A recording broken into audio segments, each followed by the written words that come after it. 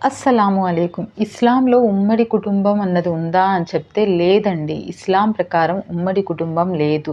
ఎప్పుడైతే మీకు పెళ్ళయిందో మీరు మీ భార్యతో పాటు వేరుగా ఉండాల్సిందే. ఇది మన ప్రవక్త ముహమ్మద్ సల్లల్లాహు అలైహి వసల్లం వారు కానియండి, సహాబాలు కానియ్యండి, వాళ్ళు మ్యారేజ్ అవ్వగానే వాళ్ళు వేరుగా ఉండేవారు. అది చిన్న ఇల్లైనా సరే. మరి అలా అయితే పెళ్ళవ్వగానే తల్లిదండ్రుల్ని వదిలేసి వెళ్ళిపోవాలా అని చెప్పేసి చాలామంది అనుకుంటూ ఉంటారు. కాదు, తల్లిదండ్రుల్ని చూడాల్సిన బాధ్యత కొడుకు, కూతురు ఇద్దరికీ కూడా ఉంది.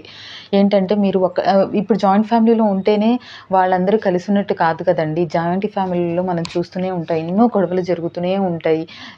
లోపల ఎన్నో ద్వేషాలు పెరుగుతూనే ఉంటాయి. కానీ దానికంటే వేరుగా మనదైన ఒక చిన్న ఇల్లు తీసుకొని దాంట్లో ఉండి, కానీ పేరెంట్స్ బాధ్యత మాత్రం మనం ఎప్పుడు నెరవేరుస్తూ ఉండాలి. పేరెంట్స్‌ని చూసుకుంటూ ఉండాలి.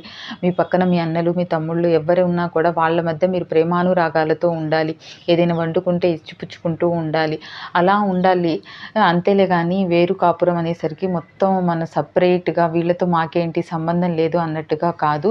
ఒకళ్ళనొకళ్ళు మాట్లాడుకుంటూ సంబంధ బాంధవ్యాలు తెగిపోకుండా వేరు కాపురం అంటే మీ వంట, వార్పు మొత్తం వేరుగా ఉండాలి. ఒకే ఇంట్లో ఒకే వంట వండాలి, ఒకళ్ళే మెయింటైన్ చేయాలి అని కాకుండా ఇలా వేరుగా మీరు పక్క ఇల్లైనా సరే వేరే కాపురాలు ఉండాలి.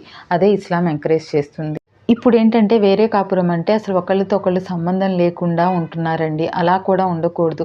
మన బాధ్యతలన్నవి మనం నెరవేర్చుకుంటూ ఉండాలి. మన పేరెంట్స్‌ని, మన అన్నల్ని, తమ్ముళ్ళని, సిస్టర్స్‌ని అందరినీ కూడా మనం పట్టించుకుంటూ ఒకళ్ళనొకళ్ళు కలిసి ఉండాలి. అస్సలాము అలైకుం.